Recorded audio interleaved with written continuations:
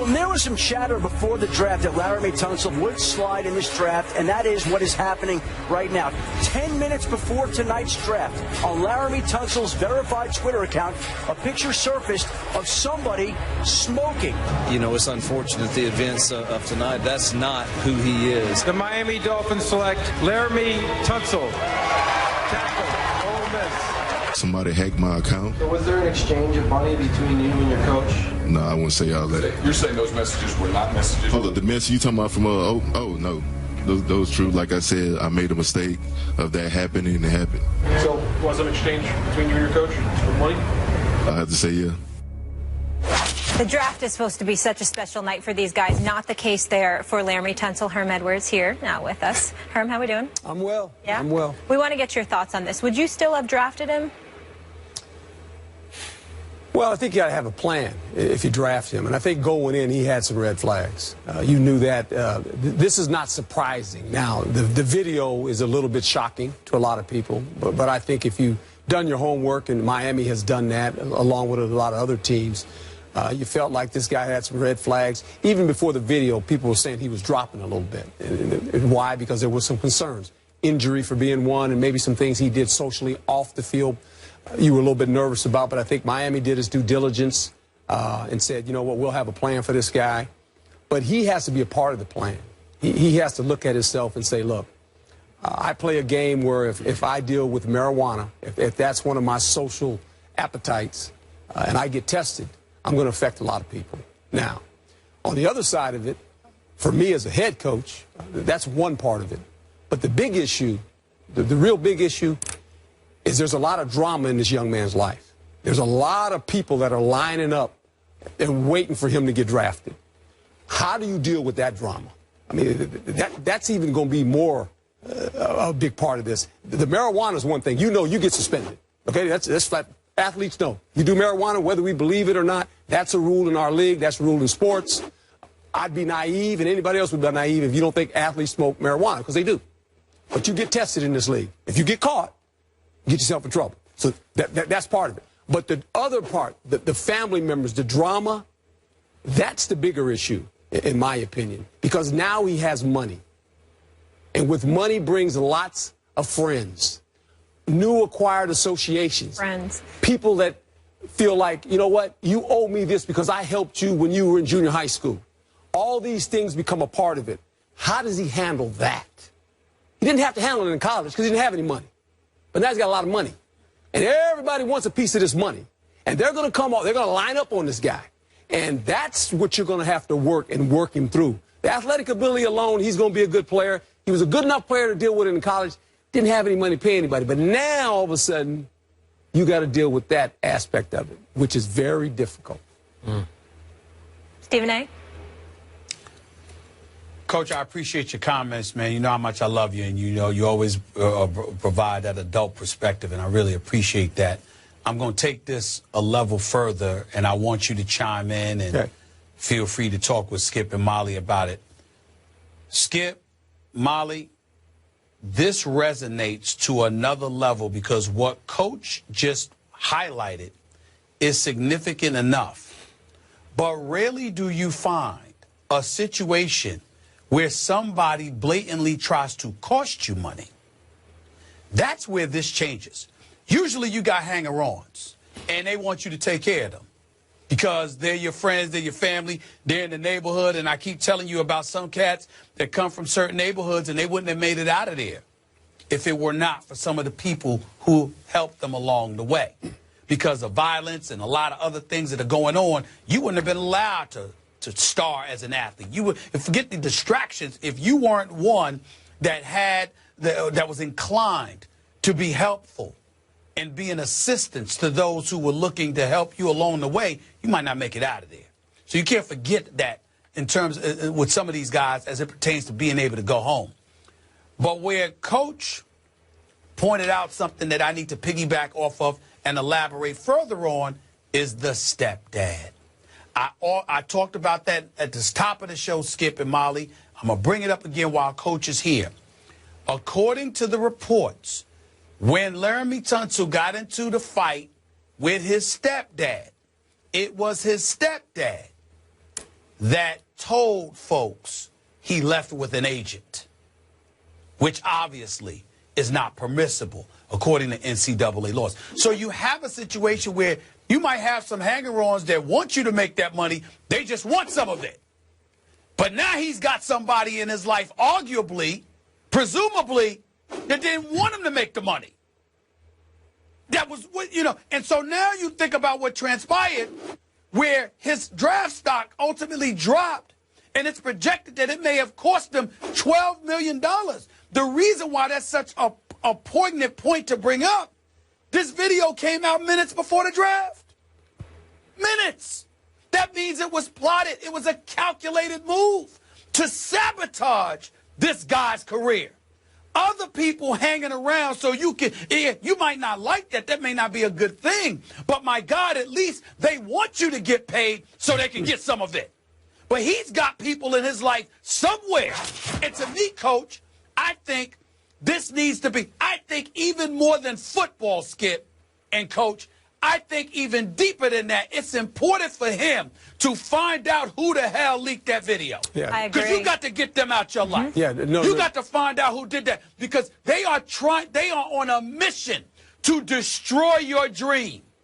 They don't want you to get paid. They ain't looking for a handout. They're trying to prevent you from getting paid. More so than before he plays a football game. Over the next few weeks, if I was Laremy Tunsil, I would be on a mission. I got to find out who did that.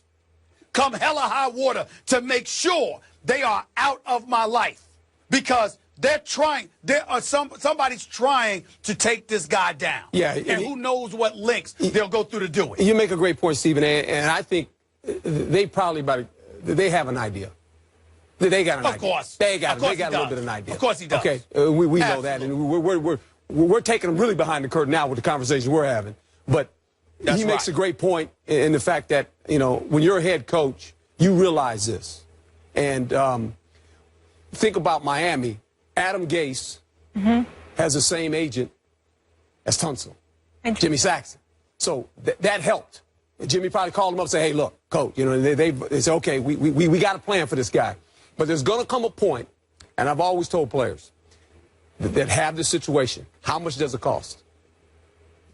How much does it cost you? Does it cost you $500,000 to pay everyone off and say, you know what, debt is paid? You guys have gotten me here. I'm good now. Now I got to move on. It's hard. It's hard because Stephen H. has mentioned it's hard. These guys have been with you for a long time, certain situations, and some people have no idea what these guys have lived through. Not on their own accord. You know, children can't choose their parents, can't choose the situations they grow up in at times. But now comes the time you got to make the decision. And it might cost you some money, but that's okay. Now you've paid your debt, and then you got to move on with your career. He's got to decide somewhere in his life, you know what? Do I want to have a career or do I not want to have a career? It's a hard decision when you think there's emotion involved in this. Most fans don't understand that. But that's what some of these kids have to deal with. Yes, sir.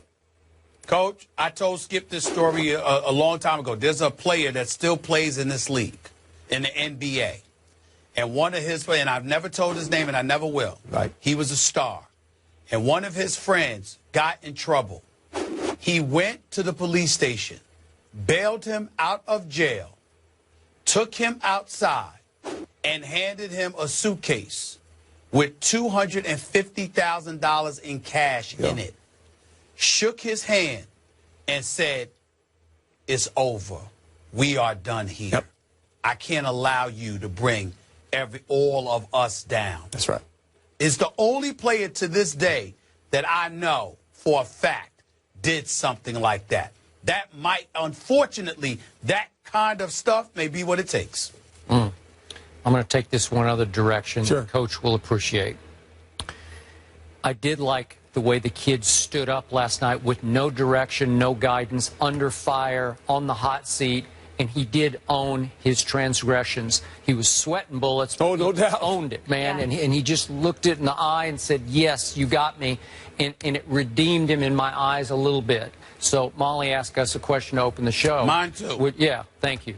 would we have taken him higher in the draft? And I finally resolved, it's so many red flags. I guess even though I'm a risk taker, I don't know if I could have taken this risk. And then I felt hypocritical when I said that because I covered the 1990s Dallas Cowboys.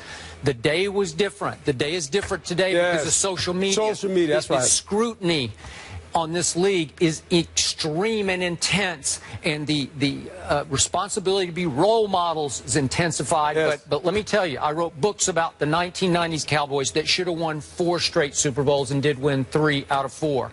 They had 15 or 20 Laremy Tunsils on the team, trust me, and beyond Laremy Tunsil. But they had 2 father figures in Jimmy Johnson and Barry Switzer who somehow kept that group barely within bounds. Michael Irvin, as out of bounds as he could get off the field, somehow on game day, he kept everybody barely in bounds. And their motto was, play hard, party hard. And Jimmy's motto was, show up on time on Sunday and play hard. And I'll have your back, okay? So how did that work? You know, like I look at this and I think they would have crawled for Laremy Tunsil because this is Hall of Fame talent. They had him in Dallas. Like Eric Williams was a troubled kid.